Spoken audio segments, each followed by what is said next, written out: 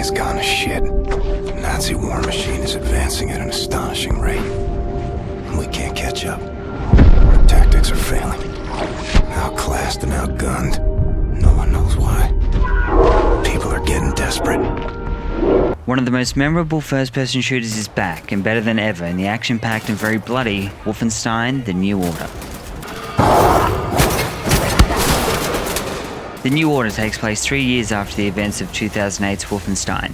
In an alternate timeline where Nazis have won the Second World War, you as series protagonist BJ Blazkowicz snap out of a 14-year-long stint of being a vegetable, only to find that the world has changed, and not for the better. Sometimes the seasons change in the blink of an eye. I'm having trouble with my thoughts.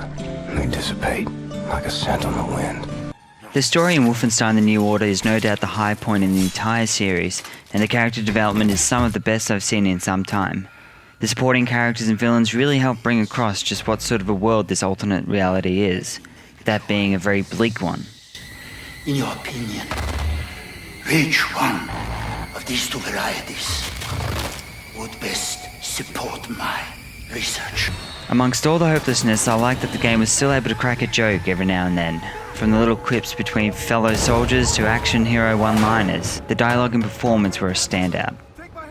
We have action around every corner in a sense that you're one lone soldier against the world, and with BJ Blazkowicz's damaged psyche popping up from time to time, you have somewhat of an understanding why things get bloody in Wolfenstein. Very bloody indeed. The violence in The New Order is over the top and can be pretty confronting, yet it is justified considering the setting in which the game takes place. There is plenty of blood splatter, but I was pleasantly surprised when instead of showing certain scenes, the camera will cut away even though you knew that whatever was happening was quite horrific. That definitely changed up the feeling of the game from being something that could have been seen as nothing more than a reason to go around shooting people, to a game that has a little more depth. Thought I'd seen it all. But I'd never seen true cruelty. Until now. Count to 4. Inhale. Count to 4.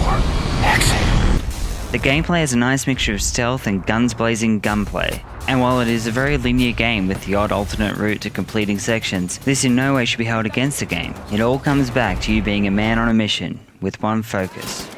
And of course, you get plenty of weapons along the way to help you out. The one thing you're never going to be short of when it comes to weapons is choice. They are all designed well and give you plenty of variety when it comes down to taking out your enemy. Nothing feels overpowered, and the lack of ammo at times can really add to the tension of clearing out a room of bad guys.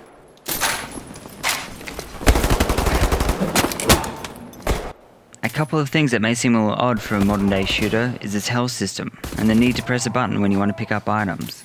While your health regenerates, it only does so up to a certain level depending on how badly hurt you've been. This was a good decision by the developers as it really makes you take into consideration your health a lot more, knowing you can't just go behind cover to regenerate your health in full. The same can be said for having to pick up items. The game makes you look at every aspect of your gaming, which is a nice change up from other shooters.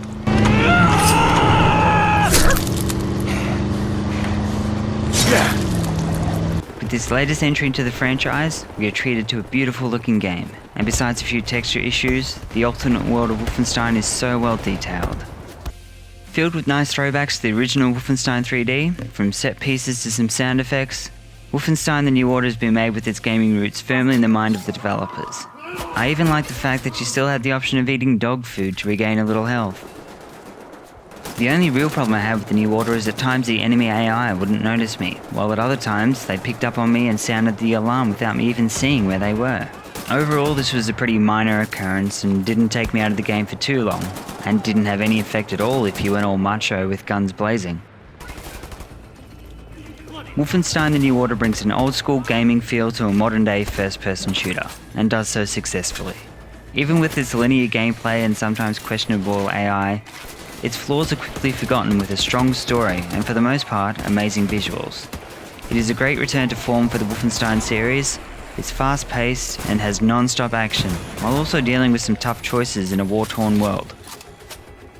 I enjoyed my time with the walking tank BJ Blazkowicz, and I'm looking forward to the next entry in the Wolfenstein series. I'm giving Wolfenstein: The New Order an 8.5 out of 10.